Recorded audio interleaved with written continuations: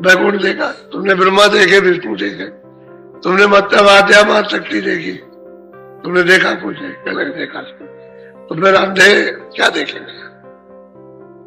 अच्छा, तुम जो सुना रहे हो तो तुम भी अंधे हो, जो सुन रहे हो सब अंधे हैं, तो अंधों को क्या दिखाई देगा?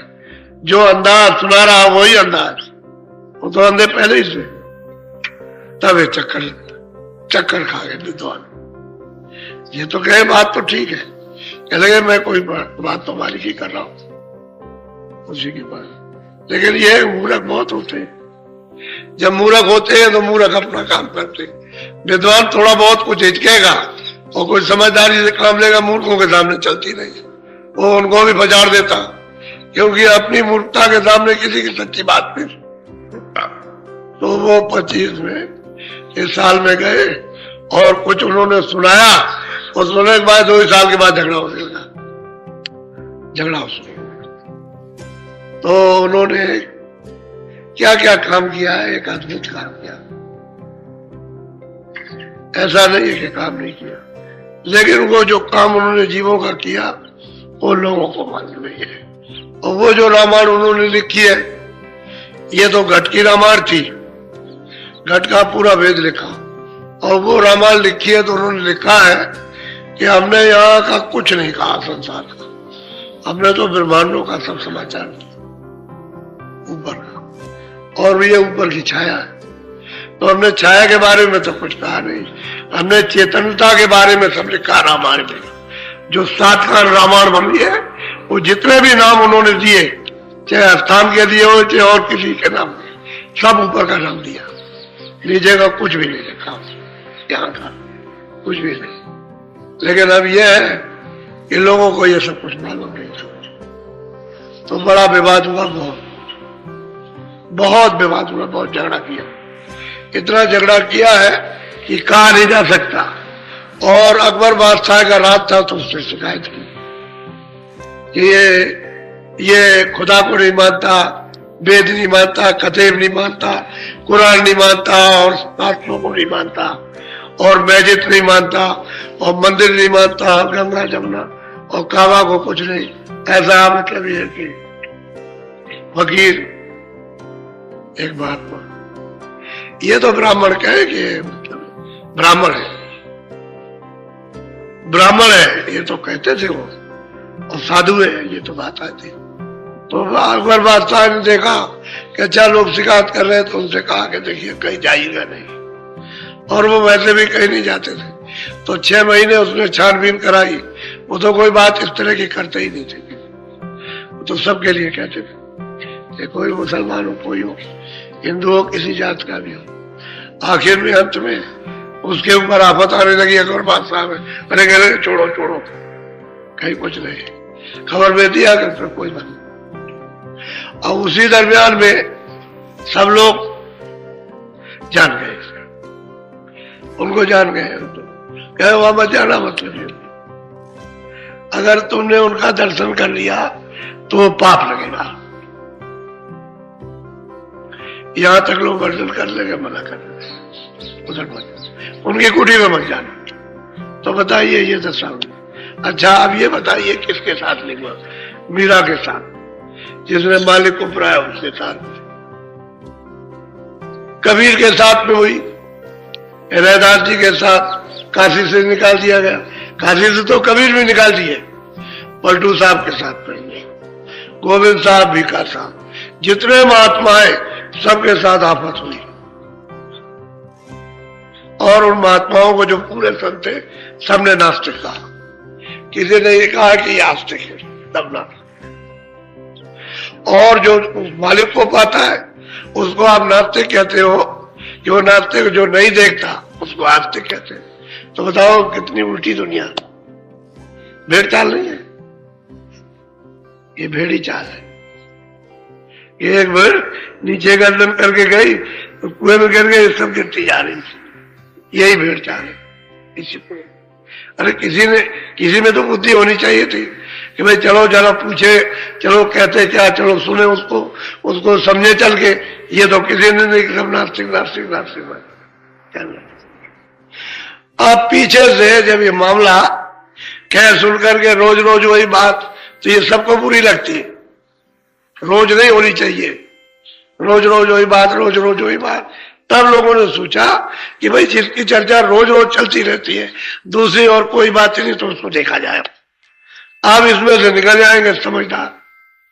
चलो देखेंगे, हम अपना प्रश्न करेंगे, जो हमारी समझ में नहीं आएगा हम पूछेंगे। क्या हमको कोई लाठी मार देंगे?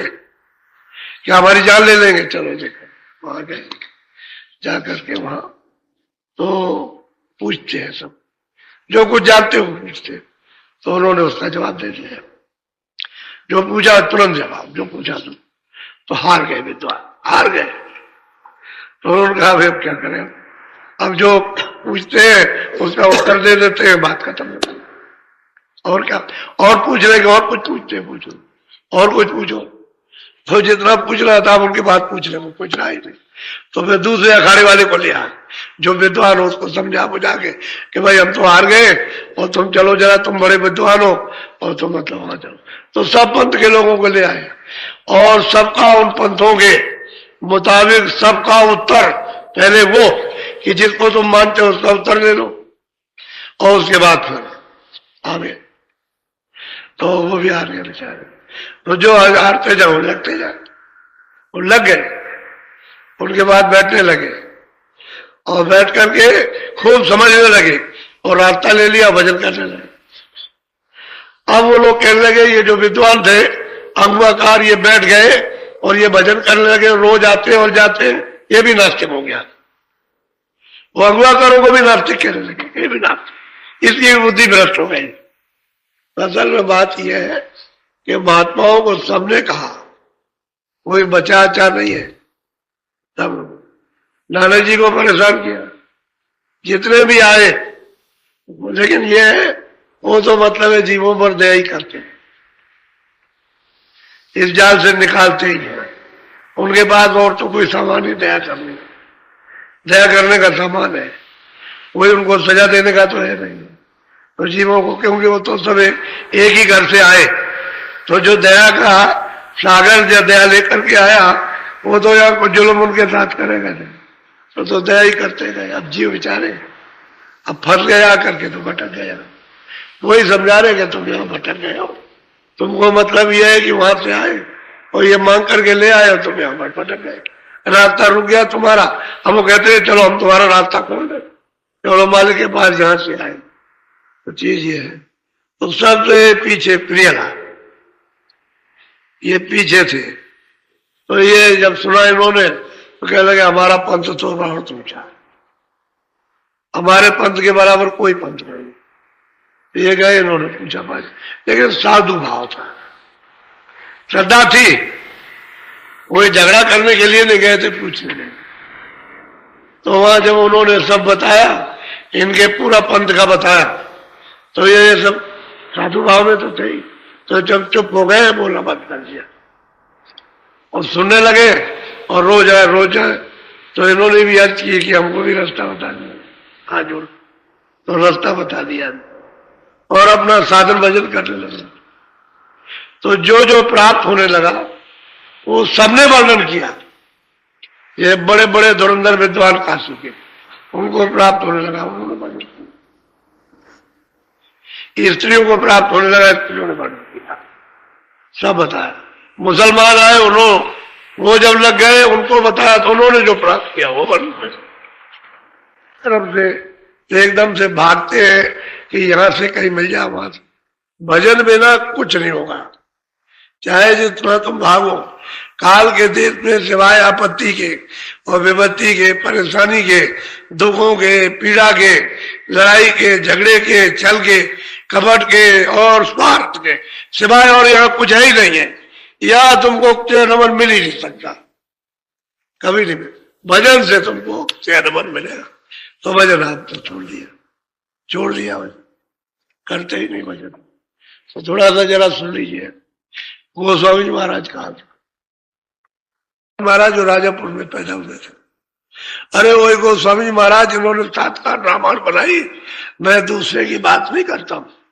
वही गोस्वामी जी है जो संवत 1589 में पैदा हुए थे और 1680 में जिन्होंने वहां काशी में वरुण नदी के किनारे संवत 1680 और नदी वरुण के थी सावन शुक्ला सप्तमी और तुलसी तजो शरीर। ये उन्हीं की बात कर रहा हूं, मैं दूसरे तीसरे की नहीं बात करता हूं। जो राजापुर में जिनका जन्म हुआ था उन्हीं की बात। आपका राजापुर तो ही उत्तर प्रदेश में, ये इधर में हमीरपुर है जमुना जी किनारे, और उसके बगल में बाधा है, और जमुना जी के किनारे पर उनका गांव है राजापुर। और राजापुर बड़ा प्रसिद्ध गांव है, राजापुर बहुत प्रसिद्ध गांव है वो, और उसी को बुंदेलखंड कहते हैं। वो बुंदेलखंड में शामिल है। पहले बुंदेलखंड, क्योंकि बुंदेला वहां ठाकुर रहते थे, इसलिए वो सब क्षेत्र बुंदेलखंड है, वहां के रहने वाले थे। और ये काशी चले गए तो वही रहे, वही पर उनकी कुटी बनी। बोलो जरा सुन लीजिए थोड़ा। में प्रिय लाल जो आए, करे पर दाम छुए थे न पाए। पहले तो लोग आकर के और उठ गए, जो कुछ भी अपना अपना साधन भजन जो कुछ प्राप्त किया था वो बताया, और आज्ञा लेकर के वो लोग तो चल दिए, तब तक ही आ गए। इन्होंने भी प्रणाम किया, उनके पैर छुए प्रणाम किया, और उन्होंने पूछा कैसे आए, तो कुछ कहना चाहते थे बड़े सादर भाव से, क्योंकि जब कुछ मिलता है तो चेहरा खिल जाता है, खिल जाता है खिल। जब कुछ मिलता है तो गोस्वामी जी ने उससे कहा हृदय से, देख हृदय प्रियलाल की शकल देख, इसकी शकल देख, देख इसको मिल गया ना, देख कितना खुश है, चेहरा देख खिल गया इसका, चेहरे पर रौनक आ गई, खिल गया, यानी मस्त हो गया। जब चीज मिलती है तो मस्त होता है। बोलो इतने उनके बाद तुरंत फिर वो आ गए प्रियलाल, और कुछ सुनाना चाहते हैं, गोस्वामी जी महाराज को कुछ सुनाना चाहते। बोलो। प्रिय लाल यश बचन उचारा, स्वामी से कहियो कछु सार। और उन्होंने कहा कि स्वामी मैं कुछ सार जो कुछ प्राप्त किया है आपकी यदि अनुकूल कृपा से दया से, वो कुछ सार वर्णन करना है, वो हमको कैसे कैसे मिला है वो बताना चाहिए। बोलो। जो कछु कृपा सिंध